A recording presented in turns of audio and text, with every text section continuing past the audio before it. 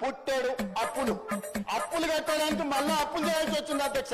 Flash back. Telangana రాష్ట్రానికి ఉన్న అప్పులు తగ్గించడానికి మీ దగ్గర ఉన్న విధి విధానాలు ఏంటి? కొత్తగా అప్పులు చేయకపోవడమే అప్పులు తగ్గించడం. పాత ఎట్లా కట్టాల్సిందే. కొత్తగా అడగోలుగా అప్పులు చేయకపోతే ఆటోమేటిక్ గా తగ్గుకుంటూ వస్తాయి. ఎప్పుడైనా ఆదాయాన్ని పెంచాలి, పేదలకు పంచాలి. సింపుల్ లైన్, దీంట్లో కన్ఫ్యూజన్ లేదు. నేను మళ్ళీ అప్పులు చేయదలుచుకోలే, పప్పు కూడు వండదలుచుకోలే. అప్పు చేసిన పప్పు కూడు ఎప్పటికైనా మనకు ముప్పే అని, అప్పు మనకు ముప్పు అని నేను స్పష్టంగా నిర్ణయించుకున్నాను. మేము తెచ్చిన అప్పు మీడియా మిత్రులు కూడా సావధానంగా వినాలి.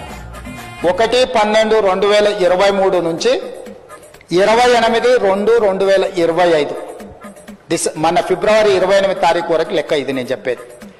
1,58,041 కోటి అప్పు తెచ్చినాం అధ్యక్ష. నేను, మా ఉప ముఖ్యమంత్రి, మా మంత్రివర్గ సభ్యులను కలిసి మేము తెచ్చిన అప్పు.